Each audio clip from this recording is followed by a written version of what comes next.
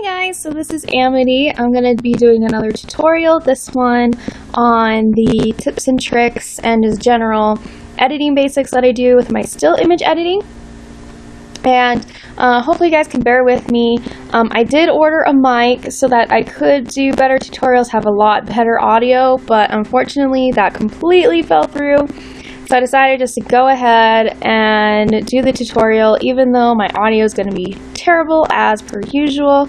But hopefully you guys can still at least get something from this tutorial. And so here we go. Alright, so the first thing that I wanted to cover over were the zooms that show depth, I guess. I'm not sure exactly how to call them other than just zooms, but I know that's been getting a lot of comments on lately. I've had a few people ask me exactly how I went about that. So I figured I could just show you guys in a quick tutorial. So in case you guys are wondering exactly what I mean, so this is my shut up and dance with me part. And I'm sorry it's in terrible quality. I have to put it on quarter or else it takes forever to load. But you can see that you have figures in a foreground and then a blurred out figure in the background. And what it does is you zoom in so that there is now no more foreground, but suddenly the background characters are in focus and become a new foreground. And it creates this feeling of depth to your video. So this one is a little bit more complex since it's actually two separate characters that are in the foreground. And it just take a lot longer to kind of go step by step with how I did that. So I'm going to switch over to this. So these two images I've used in my Run Away With Me part. And I'm just kind of lead you step by step on how I did this. So basically your foreground character is going to be on the top and it's going to be slightly shorter than your second figure that's going to be in the background. And this is because we're going to be zooming in to the point where Ariel's no longer going to be in the shot. So by the time we get to this point here, it's just going to be Peter on the screen. And if we really wanted to, we could extend this to here. Because when we mark it, we won't see her at all. But it's just, nice to simplify the thing, especially since it helps you know that this is where we want it to stop and Peter to be in the foreground. So I'm going to leave it that way. And then after you get your clips placed, you're going to go and you're going to try and place your figures exactly where you want them. Now I already kind of did that. As you can see, this is a full image of Ariel. And it's nice to have at least most of the body in the images that you use, just because it gives you a little bit more leeway in placement. For example, instead of having Peter this close to Ariel, because we can still see him pretty well, but as opposed to in Shut Up and Dance With Me, I mean, these guys, this image is so much farther away than the foreground. So with having a full body, you're able to do that. You're able to show characters that are way off into space rather than being close like Peter is right now. But for this purpose, I'm just going to do just kind of like a subtle zoom, so it's not too dynamic, not like in Shut Up and Dance With Me. So once you get them placed, and you definitely want to pay attention to where the middle of your dimensions are going to be going towards. Because since we are zooming in, if this was, for example, let me get a new placement marker here. If this, for example, was here, and we zoomed in, like, it's not going to be showing Peter because Ariel's still going to be in the shot. We definitely want to place it somewhere. It could even be, right here, just somewhere where we can get rid of any part of Ariel from appearing when we just want it to be Peter. So this is kind of where I wanted to place them. It's not perfect, but for quick purposes, I think it'll work. Alright, and then once you do that, you figure out, usually what I do is I figure out where my beat is and I go off of that, so my zoom will start on the beat. But since I don't have any audio in this particular project. I'm just going to kind of eyeball it. So let's pretend like we want to zoom in right here. So you set your marker, a little anchor point right here, so you can mark it. And you make sure you do that on both clips. Okay, and this just helps you remember exactly where it is that you want, where it's going to start. And then since we are zooming in, I'm going to make sure that both of my clips are doing a slight zoom. Okay, so for the majority of here, we have Peter and Ariel both coming in. But as soon as we get to this particular spot, we're going to want to like really zoom in, okay? So I go to the end of where I wanted the zoom to stop. I'm basically going to bring it in until she disappears. I don't think her hair is still in it. Hopefully not. Alright, so about there. So she's moving in like this. Now you make sure you're at the exact same point. Add another anchor point. And you kind of do the same thing. Probably, maybe about there. That placement is awful for Premiere. I should have put him a little bit over, but oh well, it'll work. Alright, so then you have them both zooming in. Now, of course, he's stagnant at this point, so we definitely want to continue the motion and keep it zooming in like that. Okay. Now, this right here, without any more added effects or anything, you know, it works, it's cool, it does add depth to the video, but I like to take it a little bit step further and add a little bit of realism to it, and I do that with adding just a regular blur to my clip. Okay, let me see if I can move this a little bit, make it a little bit small. There we go. Alright. So, what I'm going to do is I'm going to check and make sure I know where my anchor point was. So right here, this is where the zoom's going to start. Now, everything before this point is going to be her in focus. So I don't want to mess with this particular area. So I'm going to leave it at 0 because I want her to be in focus. But then with Peter, at this particular point, he is going to be completely blurred out for that entire time. Okay, so we have her in focus and him out of focus. Okay, and I make sure that I keep the 0 setting just so I can move it around. Because when you zoom in on Ariel, you're going to want her to become out of focus. And I do about 100, give or take. Sometimes I make it a little bit more, sometimes a little bit less. Depends on what I want to do on that particular day. But we're going to want this part right here to be in focus. So this basically is adding the effect that you see similarly with a camera, where you're taking something in the foreground into focus and then making the background into focus. Alright, so that's what it's going to look like at the end of it. And of course you can add other fun little effects like I did with the text. It's basically the same principle if you add it, you know, if you want something to be seen with Ariel but not with Peter, you're just going to want to zoom in just like you did with her until it disappears completely off the page. Alright, so that's how you do the zooms. And then the next part I wanted to show you, because I also had some comments about this one as well. Let me get these layers open here. Alright, so in this particular part, we see this circle with text coming up. Okay, and now this particular effect can be done in so many different ways, from like the really simplistic to the really complicated, depending on, you know, how much you want to like work with it. And I like to make it extremely simplistic as possible. So I copy that exact same circle text effect, okay, in here so you can see it. And I'll take you on a step-by-step of how I did that.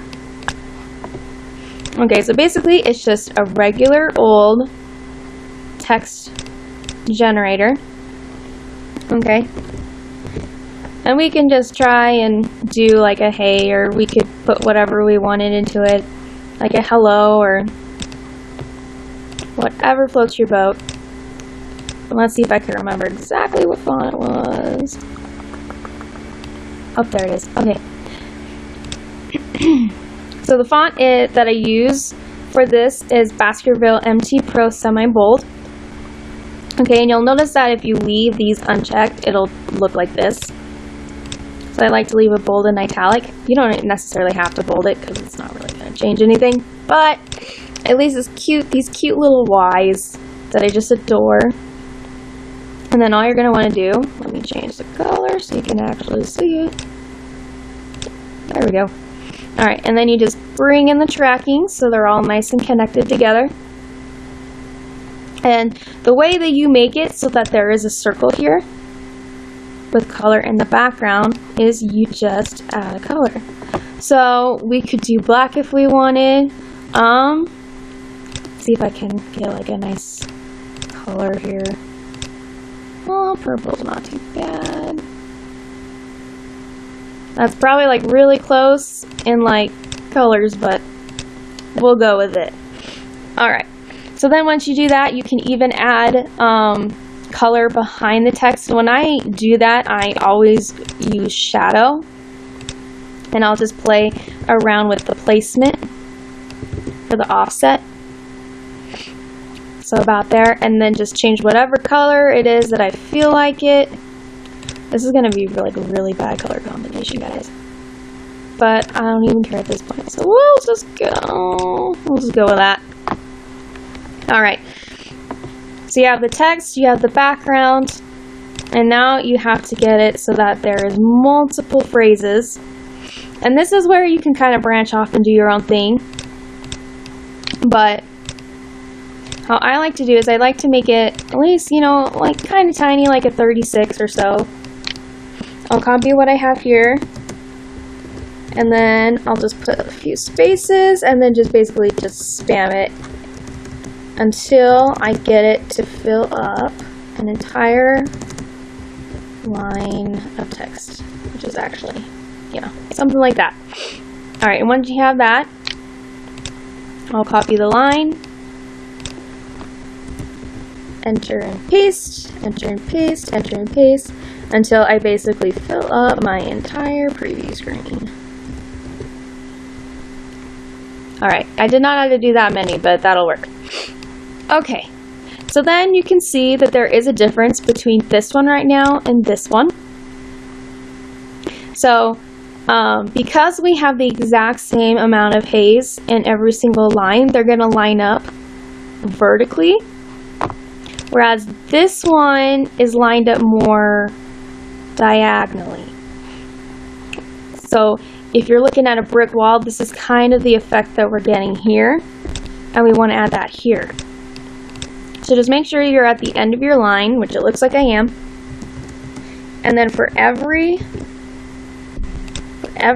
other line, you're just gonna add not that many of these. Come on, computer, work with me. Okay. So you're just going to add a hey to every other one.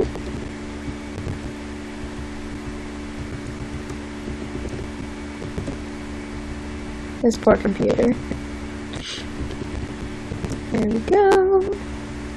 Okay, good. You've made it. And now you can see how it came from vertical to diagonal. Okay, and it's a lot more fun to look at than having it just be straight up and down. But of course we are still missing our circle. So I just go into regular old cookie cutter. And all I'm going to animate is the size. But generally I like to have it, I forgot this was like super long. Let's end it right there. There we go. Okay, so I like to have it become the size that I want it to on the beat. And of course, since we don't exactly have a beat to work with, we'll just pretend it's right there. So I'm going to make it, you know, I can make it that big, I can make it a little bit bigger, but I'm just going to leave it for now. And then I'm going to make the very beginning of the media generator at a 0 size. So you can't see it, can't see anything, but as you're watching it, it'll come out. Okay? And of course, at the end of the clip, we just continue the movement. Maybe like that. Okay? And you got something like this. But of course, you see that our text is stagnant, not very interesting to look at. You know, we can make it a lot more, a lot more interesting to look at, kind of like with here. So all I do for that is I check and make sure exactly where my beat is. I go into pan and crop.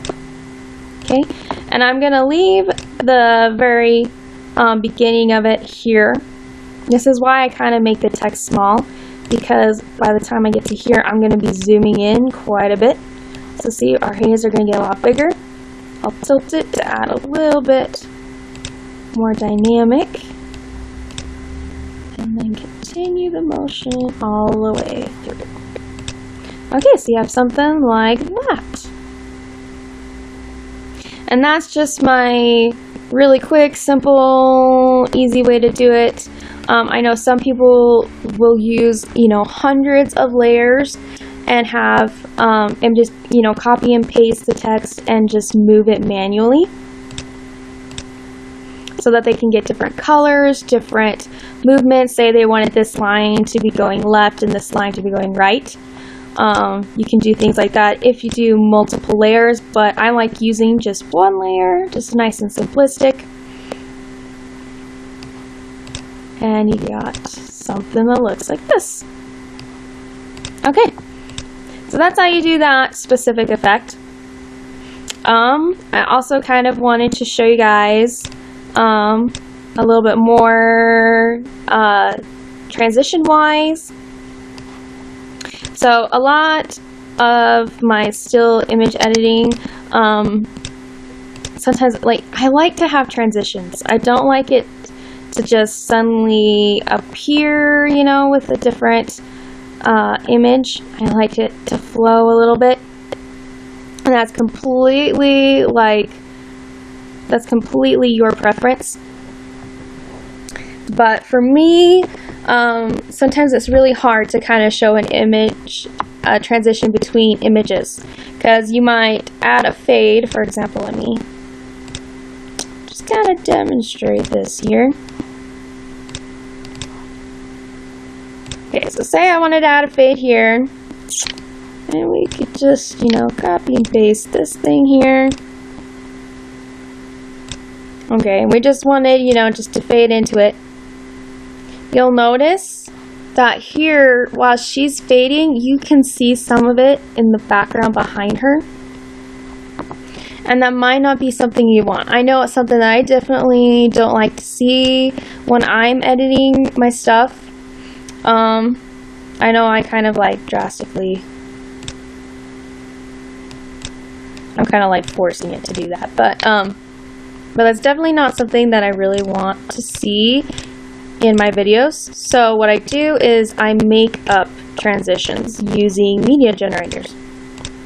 So in this case, this particular one is just a solid color media generator that I then added a gradient wipe. This particular one is a gradient wipe with a heart that then comes all the way out so that it hides everything that was underneath it.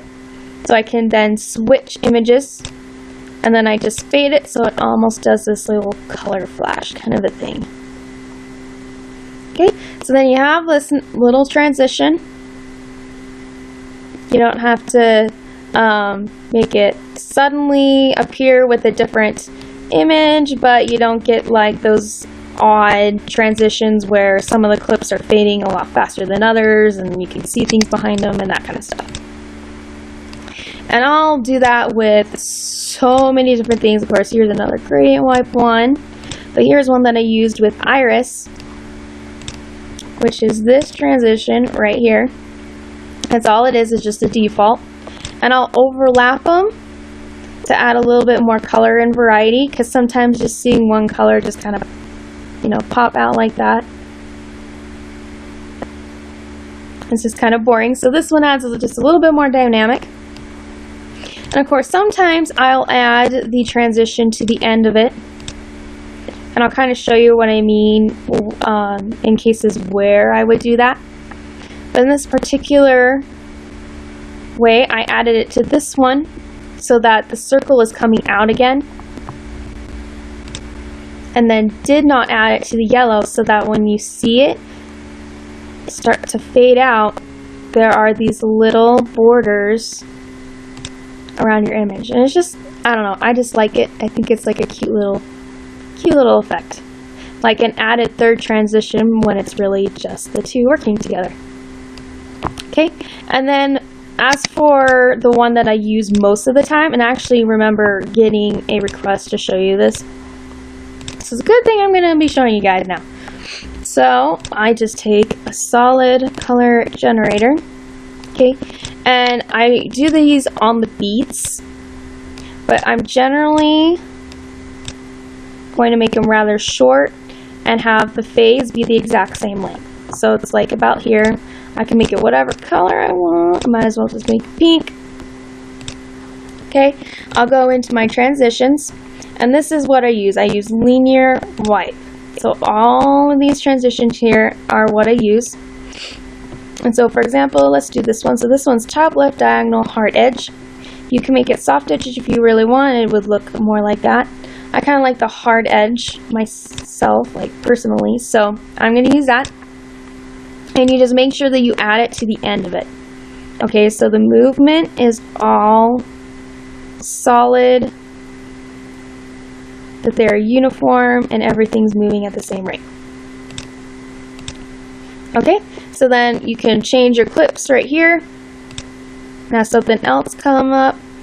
I know in my Can't Be Tamed Scar video, I had images that would be playing. I'd have a clip like right here, and I would just put this underneath the clip with my actual clip being in a lighten mode or maybe a screen mode, and just make sure that this is like generally kind of transparent so you can still see the clip at least a little bit underneath, but it adds a little bit of a color transition to your image. So that's kind of how I did those. I spam those everywhere. I'm kind of glad I can actually kind of show you guys how I did that. You could do it with masking, with just using the pan and crop masking tool right here. You could be able to do it with cookie cutter. It might be a little bit hard to do diagonals with that, but you very well could do it. I do know that like with linear wipe, even though it is a lot easier, I'll show you what I mean on here. So at the beginning of every media, at the beginning of every media generator that has the linear wipe or kind of effect on it, transition. Let me see if I can find one. I know there's one in here. I thought there was. Maybe not. Yes. Okay, there we go. So when I have linear wipe, bug keeps crawling on me. Okay. When I have linear wipe, you'll notice at the very beginning there's this black bar that appears where the linear wipe is starting.